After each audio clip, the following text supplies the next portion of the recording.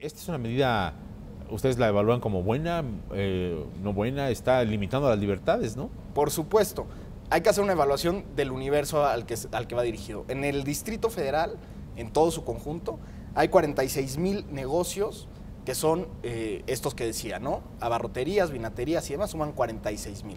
De esos, digamos, 30,800 corresponden a tiendas de abarrotes, supermercados y demás.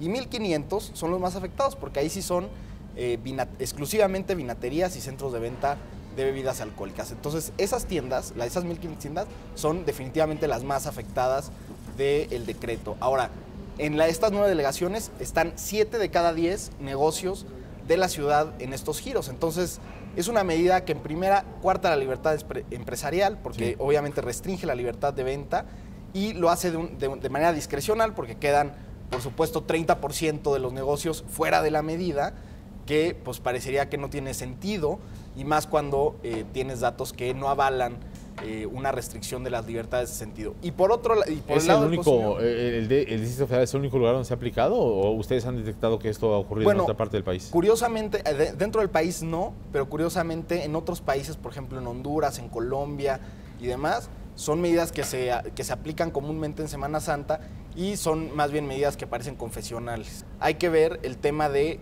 la discrecionalidad de la medida y sobre todo la asimetría que hay, porque, digamos, por un lado se permiten bares y restaurantes, digamos, en un cambio que hace el jefe de gobierno. Sí. Por otro lado, se restringe a 7 de cada 10 negocios que están en esas 9 delegaciones, a 30% se le permite, o sea, parece una medida muy mal diseñada, que al consumidor no le permite tener la libertad tampoco de decir dónde compro, porque muchas veces uno vive en colonias que son limítrofes, entonces cruzando la calle a lo mejor es una delegación que tiene restricción y cruzando la otra calle no.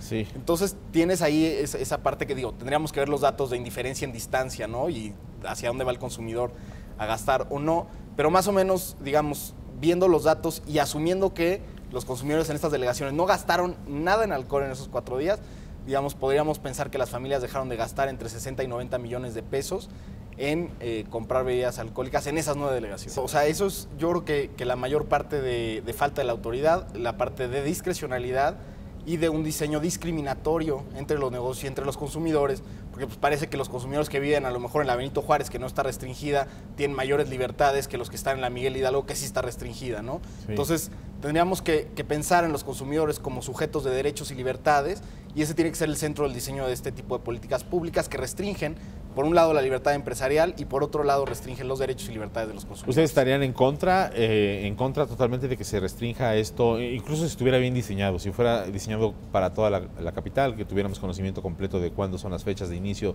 de terminación, ¿estarían en contra incluso de eso? Por supuesto, o sea, lo que hay que ver es qué tipo de políticas públicas se han instrumentado en el mundo, digamos, qué relacionen violencia y consumo de alcohol y demás. Digo, hay muchas políticas públicas que se hacen, a lo mejor hay restricciones en lugares específicos, me imagino en un estadio, pero digamos, este tipo de generalidades y además con este tipo de discriminaciones son verdaderamente lamentables.